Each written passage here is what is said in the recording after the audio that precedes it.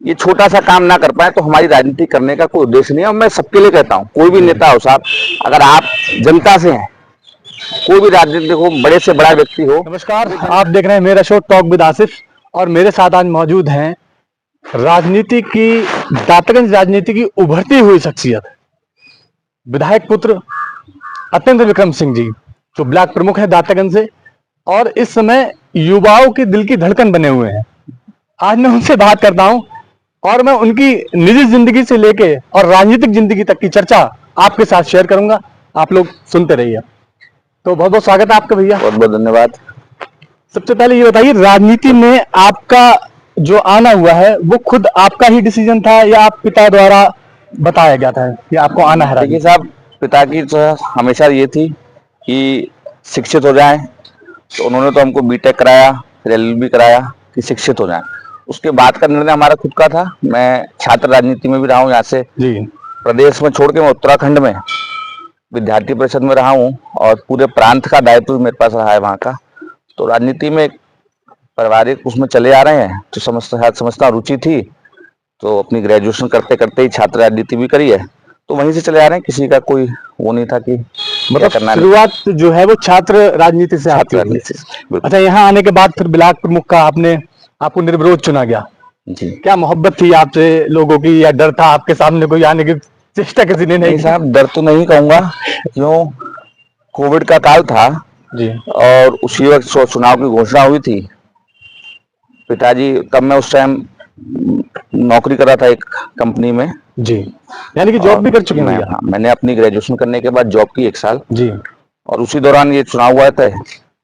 तो दिलचस्पी थी, मैंने कहा, पापा से पूछा तो पापा बोले अपने उससे कर पाओ तो कर लो, क्योंकि मैं तो नहीं कहूंगा किसी से। तो मैंने कहा ठीक है।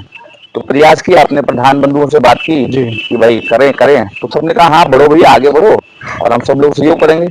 तो सभी लोगों ने बड़ी दिलचस्पी से, बड़े अच्छे मन से, बड़े खुली बाहों से स्वागत करके, स्वयं की इच्छा से और बड़े सौभाग्य से कहूंगा, बड़े गर्व से कहूंगा कि पूरे उसमें किसी भी 70 बीडीसी है मेरे ब्लॉक क्षेत्र में। जी जी जी। और लगभग 69 लोगों के, 70 लोगों के प्रमाण पत्र मेरे पास आए। तो मैं समझता हूँ ब्लॉक में, जिले में और प्रदेश में निर्विरोध बहुत से हुए होंगे जी, पर 100% सहयोग मैं समझता हूँ किसी को ना, लोगों ने आकर 70 थे, लोगों ने 35-36 करके लोगों ने कहा हो गया साहब हम हो गए निर्विरोध, पर मेरे पास आप 70 के 70 थे। और सौभाग्य से आज भी उन 70 लोगों के मेरे पास प्रमाण पत्र आज भी रखे हैं। कोई कभी लेने नहीं आया, बोले साहब बाप ही हो। तो ये लोगों का विश्वास था, शायद एक नया चेहरा था, इसलिए एक युवा चेहरा था, लोगों के मन में था जी। और काफी समय से क्षेत्र में भी जुड़ाव था लोगों से, तो लोगों की इच्छा, सबके प्यार से ये अवसर, ये मौका मिला था जी। एक बात और, अभी मैं सोशल मीडिया देखता हूँ, आप भी सोशल मीडिया पे काफी एक्टिव रहते हैं, तो अभी मैं देखता हूँ कि आपके समर्थक अभी से the next MLA, the next, और रील्स में बड़े जलवे हैं आपके, मैं देखता हूँ बहुत शानदार शानदार लोग लगाते हैं। और तो उसका आप क्या सब समझते हैं उस चीज को? ये सब ऐसा है, देखिए, अंत में नेता को उसके समर्थक, उसके कार्यकर्ता, उसके क्षेत्र के लोग बनाते हैं जी। आज मैं भी जिस तरह पे हूँ, मेरे पीछे मेरे बहुत बड़ी, मेरे युवा भाइयों की शक्ति है, मेरे क्षेत्रवासियों का प्यार है कि वो मुझे इतने स्तर तक ले आए हैं और आगे उनकी इच्छा है कि वो मेरे को विधायक के रूप में देखना चाहते हैं, अन्य किसी पद पे देखना चाहते हैं जी।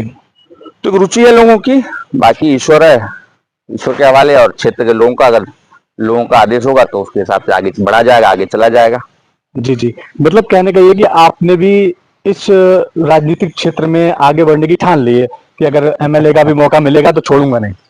नहीं नहीं, ऐसा कुछ नहीं है। क्षेत्र के लोगों का, मैंने कहा ना, जैसा क्षेत्र के लोगों का आदेश होगा, और फिर हमारी भारतीय जनता पार्टी है, तो पार्टी का जो शीर्ष नेतृत्व का जो आदेश होगा वो स्वीकार करते हुए, जैसा वो चाहेंगे, जैसा उनका निर्देश होगा, उस पर आगे बढ़ा जाएगा।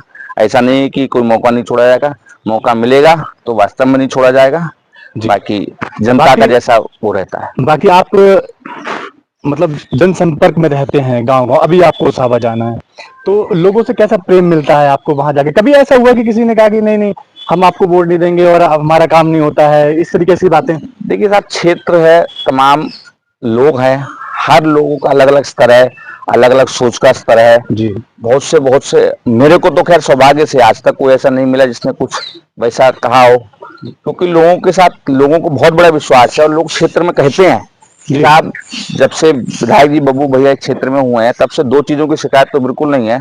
जी। नंबर एक कि साहब कभी फोन करें तो 100 में 100% बात होती है, नहीं हो पाती किसी कारणवश तो कॉल बैक आती है। नंबर ये एक तो मानना पड़ेगा। लोगों ने इसकी तारीफ की। दूसरा, लोगों ने कहा साहब कभी हमने बुलाया विधायक जी को जी। अपने सुख में दुख में तो 100% उनके परिवार से या वो स्वयं हमेशा हमारे बीच रहे। तो ये दो शिकायतें मैं समझता हूँ क्षेत्र की सबसे बड़ी शिकायतें आज से पहले रही हैं कि आजादी से बाद इस क्षेत्र में विधायक सांसद बहुत से हुए पर और काम भी किए, किसी ने छोटे किए, किसी ने बड़े किए, किसी ने बहुत बड़े किए। जी। पर एक शिकायत जो कंटिन्यूस हमारे समय से पहले चलती आती थी, लोग कहते साहब विधायक बनने के बाद लोग मिलते नहीं है, ढूंढे से बात नहीं होती, संपर्क नहीं होता। सही बात है। मैं साहब गर्व से कहता हूँ 365 दिन हमारा कार्यालय खुलता है और कोई ना कोई व्यक्ति हमारे परिवार का ही वहां बैठता है। बिल्कुल। कि जनता से कोई ऐसा नहीं कि बीच का आदमी नहीं, परिवार का व्यक्ति बैठता है, मैं बैठता हूँ, मेरे चाचा बैठते हैं, जी बिल्कुल। ताऊ जी या पिताजी, हम 4-5 लोगों के अलावा कोई छठा आदमी बैठाते नहीं है कि जनता से सीधा जुड़ाव रहे। तो ये कारण है कि साहब बड़ी खुली भाव से स्वागत हुआ। जब भी क्षेत्र में जाते हैं बड़े अच्छे मन से लोग स्वागत करते हैं और बड़ा सत्कार करते हैं, बहुत प्रेम करते हैं।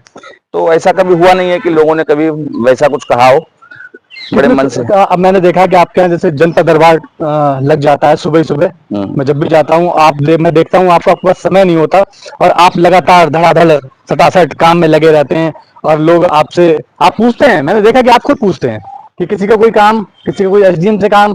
तो मैंने इस चीज को नोटिस किया। तो आपकी इस बात से तो मैं सहमत हूँ कि लगातार आप जो हैं वो लोगों के काम में आ रहे हैं और धीरे धीरे अपनी पकड़ मजबूत कर रहे हैं, इसमें कोई शक नहीं है। लेकिन एक बात और मैं आपसे जानना चाहता हूँ, राजनीतिक आपका जो एक फील्ड है और एक पारिवारिक भी फील्ड होता है किसी का, तो कितना समय परिवार को दे पाते हैं इन सब व्यस्तताओं के बीच में? देखिए साहब, अंत में दोनों ही चीजें बहुत जरूरी हैं जी। परिवार क्योंकि राजनीतिक लाइन में है तो जनता क्षेत्र को समय देना सबसे प्राथमिकता है, क्योंकि वही हमारा कार्य है जी। और क्योंकि परिवार के बिना जीवन बेकार है जी जी। तो उसको भी महत्व देना जरूरी है। तो एक टाइम टेबल, एक शेड्यूल ऐसा बनाने का प्रयास करते हैं जी। हालांकि हो नहीं पाता, पर फिर भी एक प्रयास रहता है कि ज्यादा से ज्यादा समय का एक बैलेंस बनाए कि परिवार को परिवार का समय दिया जाए जी। और राजनीति को राजनीति का समय दिया जाए। तो आपके सामंजस्य बैठाने का प्रयास है, बाकी तो ईश्वर प्रयास तो है। बाकी में ये बात तो मैं देखता हूँ कि इतना आप व्यस्त रहते हैं तो उसके बावजूद भी परिवार को समय दे पाना तो बहुत एक टेढ़ी खीर है। चलिए भैया, आगे हम आपसे और भी बातें जानेंगे, थोड़ा और पर्सनल हो जाते हैं। भाभी जी जो हैं वो आपने बताया था एक बार वो जॉब फील्ड में है, तो किस फील्ड में है उनके बारे में दर्शकों को भी थोड़ा बता दीजिए। सॉफ्टवेयर इंजीनियर है सर, एक डेलॉयट कंपनी है उसमें है और स्वयं की इच्छा थी कि वर्किंग रहे। अच्छा। तो मैंने कहा बिल्कुल स्वागत है, जैसा चाहे वैसा करें।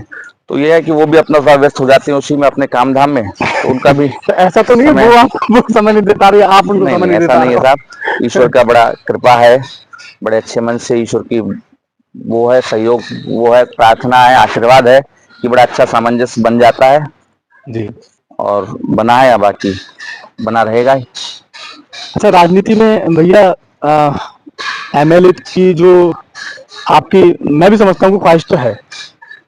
हाँ साहब, बिल्कुल राजनीतिक फील्ड में है, ख्वाहिशें होना मैं समझता हूँ जायज है और होनी भी चाहिए। जितने भी युवा नेता हैं उन सब में आपने बाजी मार ली है, इसमें भी कोई शक नहीं।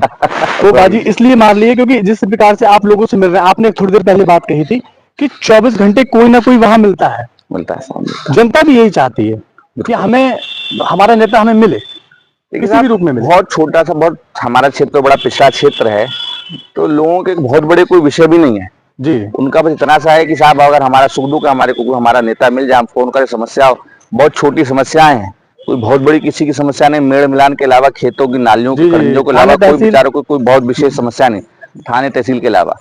और बड़ी सीधी बड़ी अच्छी जनता हमारे क्षेत्र की, तो ऐसा कोई घटनाएं नहीं होती, कोई गुंडागर्दी नहीं, क्षेत्र में भयमुक्त शासन है और बड़ी अच्छी सरकार की मंशा के स्वरूप लोग भी चल रहे हैं। तो ऐसी कोई विशेष वो नहीं है, बस एक छोटी सी अपेक्षा जब नेता मिलता रहे, हम बुलाएं, हमारे समस्या में हमारे सुख दुख में हमारे शामिल हो। तो इसको मैं समझता हूँ अगर हम राजनीति में होकर ये छोटा सा काम ना कर पाए तो हमारी राजनीति करने का कोई उद्देश्य नहीं है। और मैं सबके लिए कहता हूँ, कोई भी नेता हो साहब, अगर आप जनता से हैं, कोई भी राजनीतिक हो, बड़े से बड़ा व्यक्ति हो, वो जनता से अंत में साहब, और जनता के पास बहुत से विकल्प हैं, आपके पास एक ही विकल्प है, जनता। जी और आप अगर उनको नहीं पूजेंगे, उनको नहीं सुनेंगे, तो वो आपको नमस्ते करने में देरी नहीं लगाएगी। और देखा है हमने साहब, देसी उदाहरण चले आए हैं, जब जब आपने जनता को नकारा है तो जनता ने आपको उससे पहले नकारा है। और यही एक चेन है जो सिस्टमैटिक चलती आई है, चलती रहेगी। आप नहीं पूछेंगे, आपको भी नहीं पूछेगी जनता। तो ये एक बहुत सिंपल सा फंडा है राजनीति का। चलिए, आगे 2027 के इलेक्शन के लिए आपको बहुत बहुत शुभकामनाएं, और ऐसे ही जनता को प्यार देते रहिए और हमें भी अपना प्यार देते रहिए, समय देते रहिए। बहुत बहुत धन्यवाद आपका हमें समय देने के लिए। ऐसी प्रकार बन रही मेरे शो टॉक विद आसिफ में।